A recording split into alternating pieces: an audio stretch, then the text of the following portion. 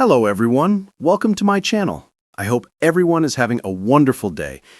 The bright morning studio lights of Good Morning Britain glared down on the hosts as the camera rolled. The usual buzz of chatter and laughter had filled the air, but something felt different, something tense. Charlotte was mid-sentence, teasing a celebrity guest about their latest reality show antics, when suddenly the screen behind them flickered, and the upbeat music abruptly cut out. "Ladies and gentlemen, we interrupt our program for breaking news," the familiar voice of the news anchor announced. The words hung in the air, heavy and unfamiliar, causing an uneasy murmur to ripple through the studio. Charlotte's smile faltered, and Ben, ever the calm one, straightened in his seat, frowning at the teleprompter. The studio audience, sensing the shift, went quiet. Cameras zoomed in on the anchors as the screen behind them transitioned to live footage from Westminster. There was Rachel Reeves, the Chancellor, standing at a podium flanked by stern-faced aides. The usual confident politician looked smaller than ever under the glare of media scrutiny. The voiceover continued, "Rachel Reeves has just made a statement regarding the government's latest financial report, and early indications suggest it could have serious implications." Ben swallowed and glanced at Charlotte. "Well, that doesn't sound good," he murmured, almost to himself.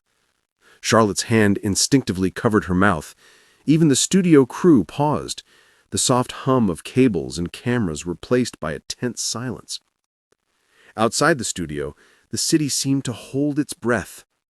Social media notifications exploded like fireworks, hashtags trending within minutes. People were refreshing news sites, their screens alive with speculation. Inside, the tension was tangible. Every producer, assistant, and camera operator watched Rachel Reeves on the big screen, trying to parse the expression on her face, trying to guess what was coming. Rachel cleared her throat. Her voice, usually steady, carried a slight tremor. "Today, I must address recent developments that impact our national economy." The words were cautious, deliberate, measured. But the subtext was impossible to ignore. This was not a routine statement.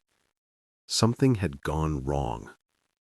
Ben and Charlotte exchanged glances, their professional composure barely hiding the human curiosity that gripped them. The statement unfolded, revealing miscalculations, unforeseen deficits, and a controversial policy that had apparently backfired. Every word felt like a punch, not just to the economy, but to Reeves herself, whose reputation had been built on meticulous planning and careful negotiation.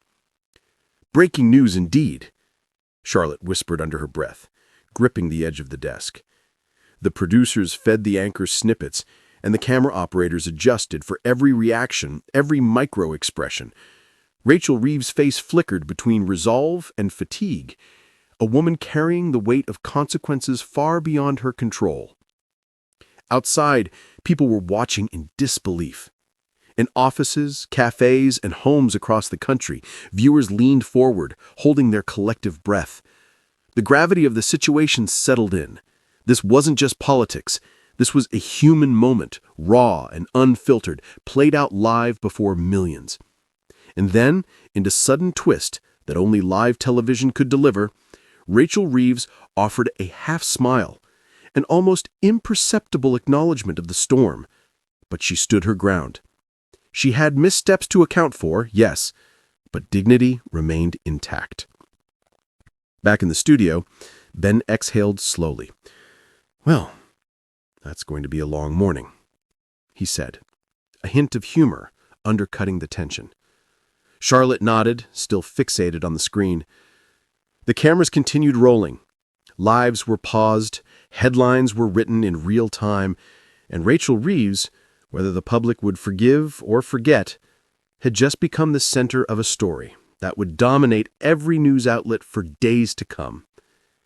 And for a few brief moments, everyone watching, in that studio and beyond, understood just how fragile and unrelenting the world of politics and life can be.